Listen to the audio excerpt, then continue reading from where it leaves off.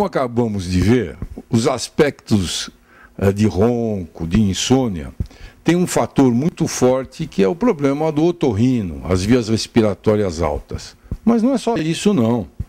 Nós temos várias outras causas que podem interferir na tranquilidade do sono, na tranquilidade da família. E é exatamente por isso que eu estou aqui com a neurologista, neuropediatra, doutora Maria José Maldonado.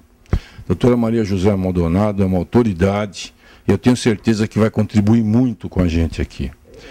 Doutora Maria José, distúrbio de sono, a questão da criança que acorda muito à noite, isso traz um grande desconforto para a família toda.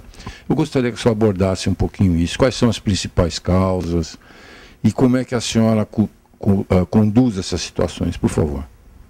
Primeiramente, obrigada pela oportunidade. E é sempre um prazer comentar um pouquinho sobre os distúrbios na infância, principalmente o sono, que é uma causa muito comum das consultas, das vindas das crianças até os ambulatórios ou até os consultórios médicos.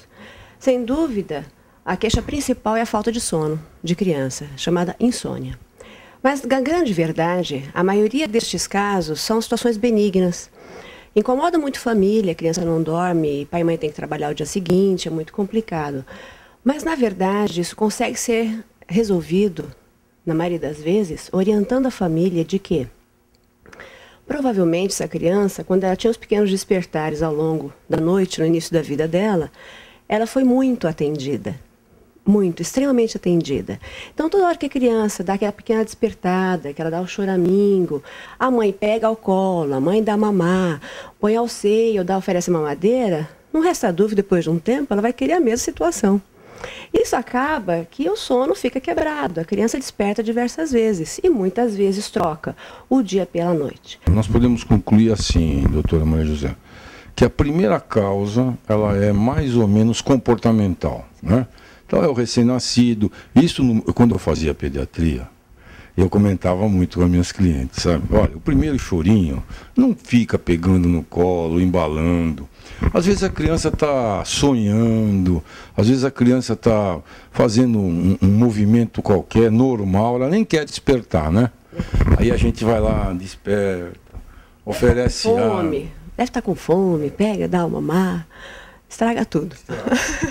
Então, olha, é muito importante isso. Você vê como as coisas simples, elas podem evitar problemas maiores mais tarde. Você sabe o que eu costumava fazer, Maria José? Eu costumava dizer o seguinte, olha, eu falava isso para as mães.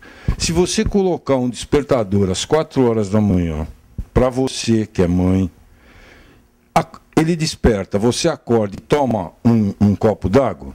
Se você fizer 3 dias seguidos, no 4º dia, sem despertador, você vai acordar com sede. É verdade, cria-se o hábito, não? Cria-se o hábito. E às vezes nós fazemos isso com as crianças menores. Então,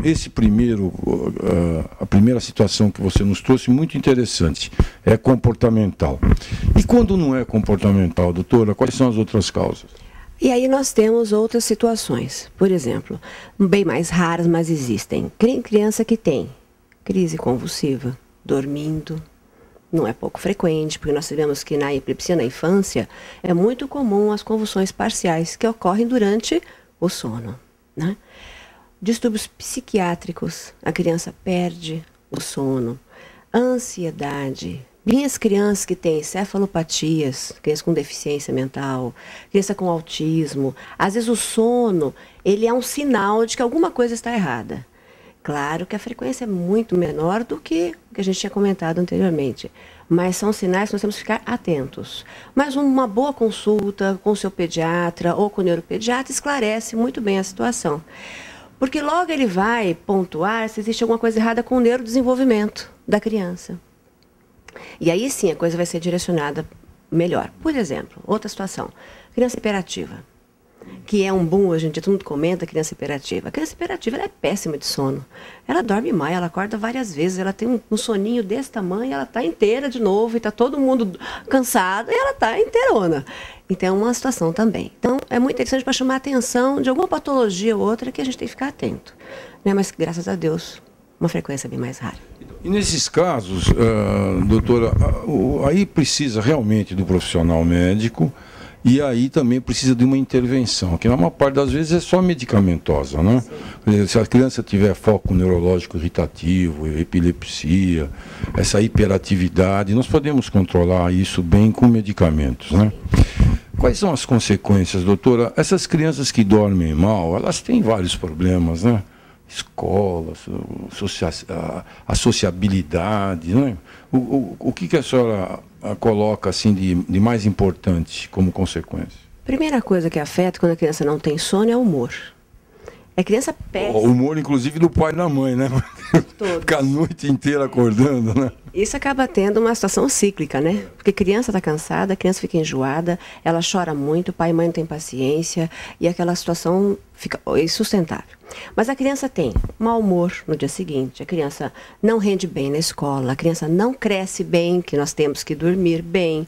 Então ela tem uma série de problemas. E nas crianças epilépticas, elas têm mais crise convulsiva, com a falta de sono. Tem uma situação assim que é muito interessante, porque são a vivência do dia a dia. As minhas crianças que são portadoras de paralisia cerebral, de deficiência, de cefalopatias, que são difíceis de sono, muitas vezes eu medico o sono, porque ela tem que dormir bem, porque ela terá mais crise convulsiva, e ela terá um dia mais difícil. Então, o que é importante, eu comento com as mães todos os dias, é o nosso equilíbrio. Equilíbrio de dia, equilíbrio da noite. Então, isso que é o X da história. Sensacional. Mais uma questão. Doutora, voltando agora para a questão assim, que eu acho bastante frequente também, que é o comportamento dos pais excitando os filhos antes de dormir ou coisa parecida. Isso também costuma dar um distúrbio de sono, né? Ah, claro. A gente sempre comenta que chama-se higiene do sono. Higiene do sono. Nós vamos dormir, vá numa festa, vá para um baile. Você dorme bem? Você não dorme. Você dormiu fora de horário, você ficou excitado, você dançou, você comeu fora de horário. Então, você não tem uma noite boa de sono. Criança mesmíssima coisa. Então, de noite não é a hora que vai ficar pulando, gritando, correndo. Não é a hora que ela vai ficar até tarde acordada. Ela tem que ter um ambiente tranquilo para dormir. Ela tem toda aquela rotina de tomar um banhozinho, né, um leitinho para poder deitar. Tem que ter rotina. Tem que ter um ambiente calmo, né, apagar as luzes. Então, isso é muito importante. A higiene do sono que a gente comenta. Então, preparar para dormir. É exatamente isso.